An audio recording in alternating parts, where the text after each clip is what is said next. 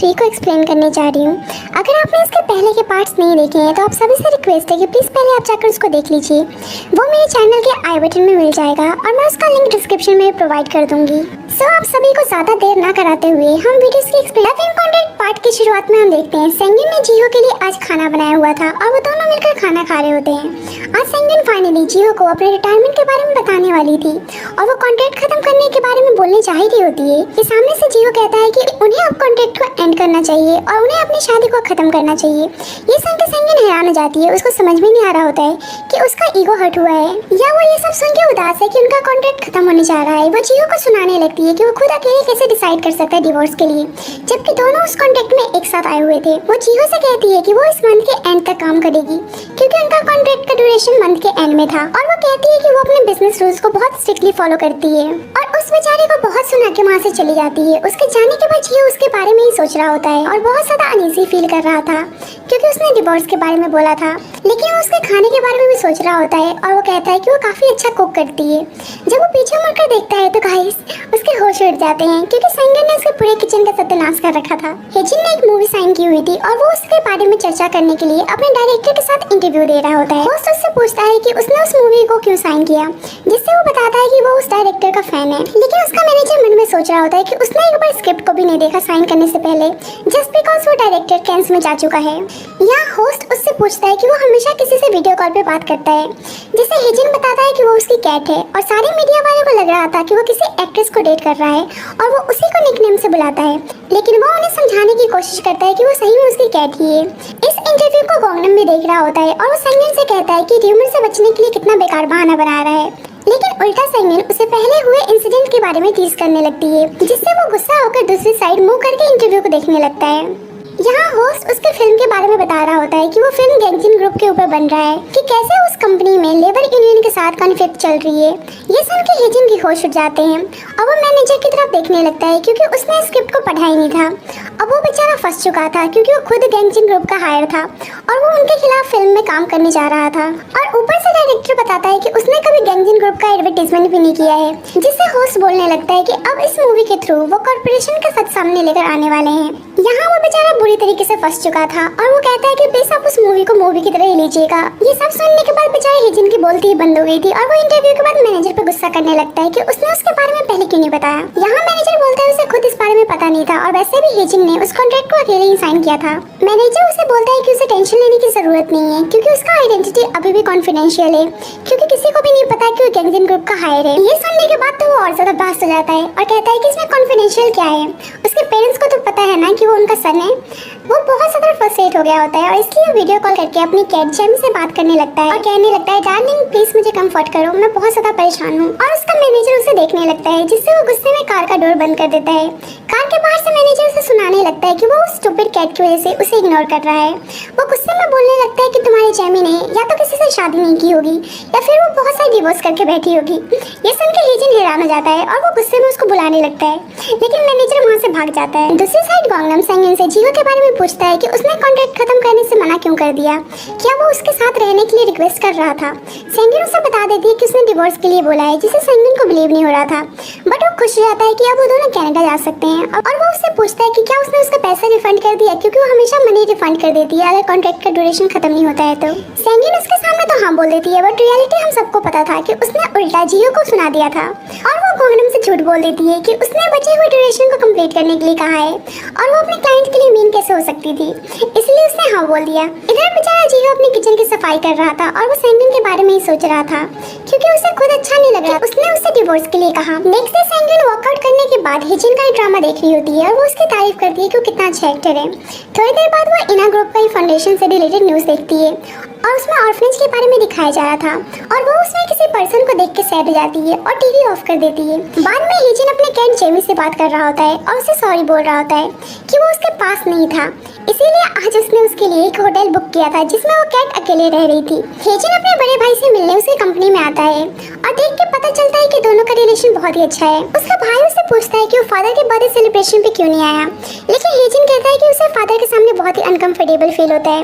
लेकिन हेजिन का भाई उसे बोलता है कि उसके 5 भाई हैं, लेकिन वो सबसे ज्यादा कंफर्टेबल हेजिन के साथ ही फील करता है। हेजिन का भाई गैंगजिन ग्रुप का ऐड करने के लिए उसे कहता है, लेकिन वो साफ मना कर देता है ये कह के कि आपको पता तो है मैं गैंगजिन ग्रुप का कोई भी ऐड नहीं करता हूँ। उसका भाई कहता है कि उनकी कंपनी कोरिया की टॉप मोस्ट कंपनी है और वो कोरिया का मोस्ट वांटेड मॉडल है, लेकिन फिर भी वो खुद की कंपनी का ऐड नहीं करता और दूसरों के लिए एडवर्टाइजमेंट करता है।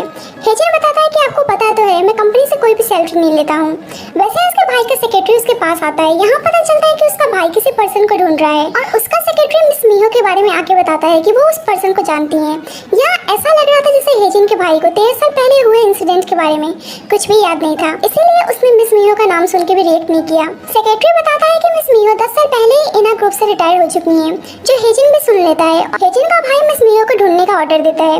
यहाँ मिस मियो को देखते हैं जो एक छोटे से रूम में रह रही होती है और उनके रूम में बहुत सारे ब्रांडेड सामान रखे हुए थे। वैसे उस घर की लैंडलॉर्ड उससे रेंट मांगने के लिए आती है और रूम की हालत देखकर रोडली तरीके से उनसे बात करने लगती है, लेकिन मिस मियो उसे एक ब्रांडेड बैग देती है और उसे लेने में वो हिचकिचा रही होती है क्योंकि वो बहुत ज़्यादा एक्सपेंसिव था, लेकिन वो काफ़ी लालची दिख रही होती है, इसलिए वो उस बैग को ले लेती है।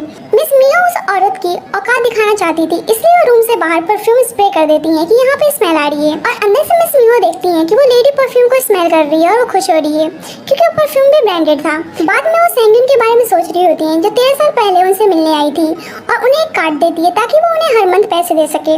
मिस मियो पूछती है कि क्या उसे जॉब मिल चुकी है, जिसे वो उन्हें टॉन्ट मारते हुए कहती है कि वो वही कर रही है जो उन्होंने सिखाया है और वो कुछ रूल्स फॉलो करने के लिए कहती है कि आगे से वो दोनों एक दूसरे से कोई भी क्वेश्चनिंग नहीं करेंगे और अगर कोई मर भी गया तो एक दूसरे को नोटिफाई नहीं करेंगे। बैक टू द प्रेजेंट, जब मिस मियो के पास मिस्टर चॉय की कॉल आती है और वो उसे मिलने के लिए एक रेस्टोरेंट में बुलाते हैं। हम देखते हैं कि जिस रेस्टोरेंट में मिस मियो मिस्टर चॉय से मिलने आती हैं वहाँ सेंगिन भी होती है और वो यहाँ भी चियो के बारे में सोच के फ्रस्ट्रेट हो रही थी और मिस मियो उसे देखकर उसी के साइड से निकलकर मिस्टर चॉय के पास चली जाती हैं। मिस्टर चॉय इना ग्रुप से रिलेटेड होता है और वो मिस मियो को कुछ पैसे देता है। हम मिस्टर चॉय के साथ एक लेडी को भी देखते हैं जो मिस मियो को देखकर कुछ खास खुश नजर नहीं आ रही होती है। मिस मियो बात करते हुए सेंगिन को ही देखे जा रही थी। मीटिंग के बाद मिस्टर चॉय के साथ आई हुई लेडी उससे बोलती है कि वो लोग उसे इतना भाव क्यों दे रहे हैं, जिससे मिस्टर चॉय बताते हैं कि जब तक वो उस कंपनी में रहेगी वो प्रमोट नहीं हो सकते हैं और वैसे भी चेयरमैन का स्पेशल ऑर्डर था जब भी वो उससे मिलने आए थे। यहाँ लेडी बताती है कि उसने सुना है कि वो चेयरमैन का मिस्ट्रेस बनना चाहती थी और ऐसा हो नहीं पाया इसलिए वो पीछे रह गई। ये सब सुनकर मिस्टर चॉय शॉक्ड हो जाते हैं और वो उसे चुप रहने के लिए बोलते हैं और कहते हैं कि ये सब सच नहीं है। दूसरी साइड हम जियो के किसी रिलेटिव को देखते हैं जो उसे मिलने उसके पास आया हुआ होता है और वो उसके मदर से मिलने के लिए कहता है, लेकिन जियो डायरेक्टली मना कर देता है कि उसके कोई फैमिली मेंबर्स नहीं है और वो उसको धमकाकर वहाँ से चला जाता है। दूसरी साइड सेंगिन खाना बना रही होती है और यहाँ भी बहुत सारे सामान फैला के बैठी हुई थी। बाद में सेंगिन और गोंगनम को डिनर टेबल पर देखते हैं। यहाँ वो गुस्से में बोल रही होती है कि जियो ने उसे बाकी ड्यूरेशन कंप्लीट करने के लिए क्यों कहा, लेकिन गोंगनम को पता था कि वो झूठ बोल रही है, इसीलिए वो कहता है कि तुम उसे रिफंड कर सकती हो, इसमें सोचने वाली क्या बात है। लेकिन यहाँ सेंगिन का नाटक शुरू हो जाता है कि वो अपने बिजनेस को बहुत सीरियस लेती है और वो कॉन्टेक्ट उसके लिए जोक नहीं है। लेकिन गोंगनम को कुछ कुछ समझ में आ रहा था और वो कहता है कि आजकल तुम बहुत दुखी दिख रही हो और ये सब इसीलिए हो रहा है क्योंकि तुम मिस्टर पेमेंट से प्यार करने लगी हो। उसको लग रहा होता है कि मिस्टर पेमेंट पक्का कोई स्पेशल मैन है, जब भी सेंगिन का बिहेवियर ऐसा हो गया। दूसरी साइड जियो उसे डिवोर्स पेपर को देख रहा होता है जो सेंगिन को देने वाला था, लेकिन अब वो उसको फाड़ देता है। इधर सेंगिन बहुत ज्यादा ड्रिंक कर लेती है, लेकिन वो कवर अप करने के लिए कहती है कि जब मैं खुश होती जब भी मैं ज्यादा ड्रिंक करती हूँ। गोंगनम कहता है कि वो उसके लिए ज्यादा केयर दिखा रही है, क्या वो रोमांटिक काइंड पर्सन है, जिससे सेंगिन जियो के बारे में सोचने लगती है। और यहाँ पे हम फ्लैशबैक देखते हैं जहाँ दोनों मिलकर डिश वॉश कर रहे थे और उनका हाथ टच हो जाता है और वो एक दूसरे को देखने लगते हैं, लेकिन जियो उसे साइड होने के लिए कहता है क्योंकि उसके हाथों में सोप लगा हुआ था। ये सोच के सेंगिन कहती है कि उसे रोमांटिक का आर भी पता नहीं है। गैंगनम कहता है कि वो ऐसे कैसे बोल सकती है, उसका हाथ इंजर्ड था जब उसने उसका ध्यान रखा था।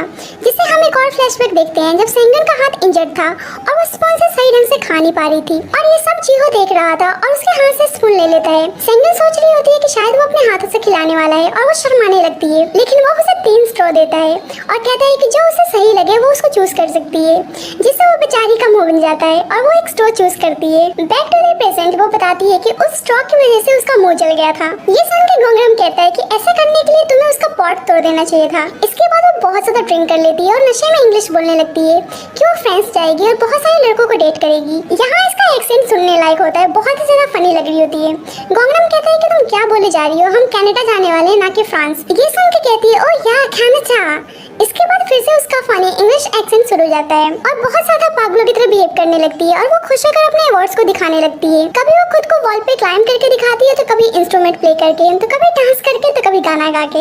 आज वो अपना सारा टैलेंट दिखा रही होती है और बेचारा गोंगनम उसकी ऐसी हरकत देखकर परेशान हो गया होता है और उसे उठाकर उसके रूम में सुलाने ले जाता है। नेक्स्ट डे हेजिन फ्लैट में अपने अपार्टमेंट को देखने आता है जहाँ जियो रहता था और वो अपने अपार्टमेंट का टूर कर ही रहा होता है कि उसके मैनेजर की कॉल आती है कि वो उसके कैट और बाकी सामान को लेकर आया है और यहाँ पता चलता है कि वो कैट बहुत गुस्से वाली है और वो खुद को किसी को टच नहीं करने देती है। मैनेजर बताता है कि वो किसी स्पॉन्सर से मिलने जा रहा है, इसलिए वो नीचे आके कैट को ले जाने के लिए कहता है। दूसरी साइड जियो अपने रूम में चाकू मारने का प्रैक्टिस कर रहा होता है और वो उसी लड़की का आर्टिकल पढ़ता है जो कुछ टाइम पहले मर चुकी थी और वैसे ही उसके पास किसी की कॉल आती है कि उसका डिलीवरी आया है और वो उसको लेने के लिए नीचे जाता है। बाद में सेंग्यून गोंगनम को कॉल करके चाइनीज लैंग्वेज में बात कर रही होती है जो गोंगनम को समझ में नहीं आता है, जिससे वो उसे कहती है कि वो उसको थैंक यू बोल रही है कि उसने रात में उसका ध्यान रखा। यहाँ पे गोंगनम सेंग्यून को समझाता है कि उसने उस कॉन्ट्रैक्ट को ईगो पर ले लिया है, इसीलिए वो उसको एंटर नहीं करना चाहती है और वो उसे कॉन्ट्रैक्ट खत्म करने के लिए कहता है। सेंग्यून जियो से मिलने के लिए उसके पास आती है। अपार्टमेंट के नीचे जियो अपने डिलीवरी का वेट कर रहा होता है जब भी वहाँ हेजिन अपने कैट के साथ आता है और उसके मैनेजर ने जेमी को एक बॉक्स में रखा हुआ था, इसलिए हेजिन उस बॉक्स के साथ ही आ रहा होता है। जब भी वहाँ एक डिलीवरी मैन का वैन आता है और उस वैन पर भी हेजिन का ही पोस्टर लगा हुआ था, जिससे जियो को लगता है कि शायद वही डिलीवरी मैन है। यहाँ जियो को हेजिन के बारे में कोई भी आइडिया नहीं था क्योंकि उसे एंटरटेनमेंट इंडस्ट्री में कोई इंटरेस्ट ही नहीं था। वो हेजिन से उस बॉक्स को ले लेता है, लेकिन हेजिन उसे बताता है कि वो बॉक्स उसका है और इसे छीना झपटी में जेमी बॉक्स से बाहर आ जाती है और जिससे जियो को रियलाइज होता है कि उसने मिसअंडरस्टैंड कर लिया, इसीलिए वो उस कैट को उठाने जाता है। लेकिन हेजिन उसे जेमी के पास जाने से मना करता है और कहता है कि वो ह्यूमंस को पसंद नहीं करती है और वो डर रहा था कि जेमी कहीं उसको इंजर ना कर दे। लेकिन जियो उसे बहुत ही आराम से उठा लेता है और जेमी बहुत ही प्यार से बैठ जाती है, जिससे हेजिन को अपनी आंखों पे बिलीव ही नहीं होता है। इसके बाद वो जेमी को मांगता है, लेकिन वो गुस्से में आवाज निकालने लगती है, जिससे हेजिन डर जाता है और वो जियो से जेमी को उसके अपार्टमेंट में ले जाने के लिए रिक्वेस्ट करता है। लेकिन जियो का पार्सल भी था, इसलिए हेजिन डिसाइड करता है कि वो उसका पार्सल लेकर जाएगा। वो डिलीवरी मैन से उस पार्सल को लेने जाता है, लेकिन वो पार्सल इतना हैवी होता है कि वो उसको नीचे गिरा देता है। लेकिन वो जैसे तैसे करके उस पार्सल को उठाकर ले जा रहा होता है और जब डिलीवरी मैन जिनो को नोटिस करता है और वो शॉक्ड हो जाता है क्योंकि उसके वैन में उसी का पोस्टर लगा हुआ था। सेंगिन दोबारा जियो के पास आने के लिए रिग्रेट कर रही होती है कि वो यहाँ पर क्यों आई, लेकिन बहुत ही हिम्मत बांध के वो उससे मिलने जा रही होती है। लेकिन अचानक से उसका मूड चेंज हो जाता है और वो लिफ्ट का बटन दबा देती है और लिफ्ट का डोर जैसे ही खुलता है सामने जियो और हेजिन दोनों ही होते हैं और वो उन दोनों को साथ में देखकर शॉक्ड हो जाती है।